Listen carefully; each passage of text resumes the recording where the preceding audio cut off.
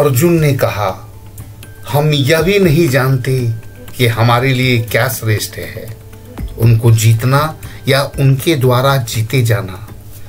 यदि हम धृतराष्ट्र के पुत्रों का वध कर देते हैं तो हमें जीवित रहने की आवश्यकता नहीं है। फिर भी वे युद्ध भूमि में हमारे समक्ष खड़े हैं। अब मैं अपनी कृपण दुर्बलता के कारण अपना कर्तव्य भूल गया हूँ और सारा धैर्य खो चुका हूँ। ऐसी अवस्था में मैं आपसे पूछ रहा हूँ कि जो मेरे लिए श्रेयस्कर हो उसे निश्चित रूप से बताएं। अब मैं आपका शिष्य हूँ और आपका शरणागत हूँ, कृपया मुझे उपदेश दें। मुझे ऐसा कोई साधन नहीं दिखता जो मेरी इंद्रियों को सूखने वाले इस शोक को दूर कर सके। स्वर्ग पर देवताओं के अधिपत्य की तरह इस धन धान्य संपन्न सारी पृथ्वी पर निष्कंटक राज्य प्राप्त करके भी मैं इस शोक को दूर नहीं कर सकूंगा। संजय ने कहा। इस प्रकार कहने के बाद शत्रुओं का दमन करने वाला अर्जुन श्री कृष्ण से बोले, हे गोविंद, मैं युद्ध नहीं करूंगा, और शांत हो गया। हे भरतवंशी धृतराष्ट्र, उस समय दोनों सेनाओं के मध्य शोक मग्न अर्जुन से श्री कृष्ण ने मानो हंसते हुए ये शब्द कहे। श्री भगवान ने कहा, तुम पांडित्यपूर्ण वचन कहते हुए उनके लिए शोक कर रहे हो जो शोक करने योग्य नहीं है। जो विद्वान होते हैं वे ना तो जीवित के लिए ना मृत के लिए शोक करते हैं। ऐसा कभी नहीं हुआ कि मैं ना रहा हो या तुम ना रहे हो अथवा ये समस्त राजा ना रहे हो, और ना ऐसा है कि भविष्य में हम लोग नहीं रहेंगे। जिस प्रकार शरीरधारी आत्मा इस वर्तमान शरीर में बाल्यावस्था से तरुणावस्था में और फिर वृद्धावस्था में निरंतर अग्रसर होता रहता है, उसी प्रकार मृत्यु होने पर आत्मा दूसरे शरीर में चला जाता है। धीर व्यक्ति ऐसे परिवर्तन से मोह को प्राप्त नहीं होता। हे कुंती पुत्र, सुख तथा दुख का क्षणिक उदय तथा काल कर्म पे उनका अंतर्धान होना सर्दी तथा गर्मी की ऋतुओं के आने जाने के समान है।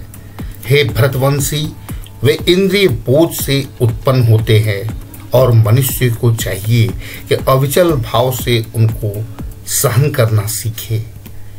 हे पुरुष श्रेष्ठ अर्जुन, जो पुरुष सुख तथा दुख में विचलित नहीं होता और इन दोनों में समभाव रखता है, वह निश्चित रूप से मुक्ति के योग्य है। तत्वदर्शियों ने यह निष्कर्ष निकाला है कि असत भौतिक शरीर का तो कोई चिर अस्तित्व नहीं है, किंतु सत्य आत्मा अपरिवर्तन रहता है। उन्होंने इन दोनों की प्रकृति के अध्ययन द्वारा यह निष्कर्ष निकाला है।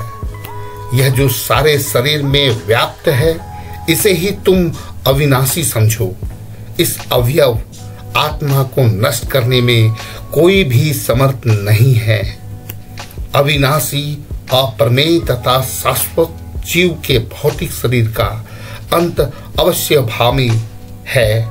अतः हे भरतवंशी, युद्ध करो।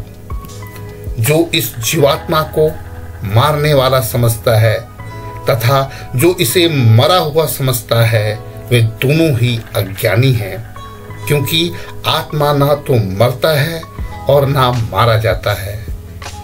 हे पार्थ, जो व्यक्ति यह जानता है कि आत्मा अविनाशी, अजन्मा, शाश्वत तथा अवयव है, वह भला किसी को कैसे मार सकता है या मरवा सकता है।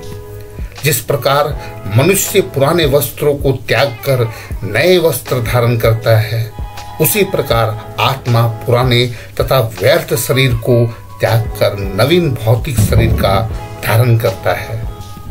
यह आत्मा न तो कभी किसी शस्त्र द्वारा खंड खंड किया जा सकता है, न अग्नि द्वारा जलाया जा सकता है, न जल द्वारा भिगोया या वायु द्वारा सुखाया जा सकता है। यह आत्मा अखंडित तथा अघुलनशील है। इसे ना तो जलाया जा सकता है, न ही सुखाया जा सकता है। यह शाश्वत, सर्वव्यापी, अविकारी, स्थिर तथा सदैव एक सा रहने वाला है। यह आत्मा अव्यक्त, अकल्पनीय तथा अपरिवर्तनीय कहा जाता है। यह जानकर तुम्हें शरीर के लिए शोक नहीं करना चाहिए, किंतु यदि तुम सोचते हो कि आत्मा अथवा जीवन का लक्षण सदा जन्म लेता है तथा सदा मरता है, तो भी हे महाबाहु, तुम्हें शोक करने का कोई कारण नहीं है। जिसने जन्म लिया है उसकी मृत्यु निश्चित है और मृत्यु के पश्चात पुनर्जन्म भी निश्चित है। अतः अपने अपरिहार्य कर्तव्य पालन में तुम्हें शोक नहीं करना चाहिए।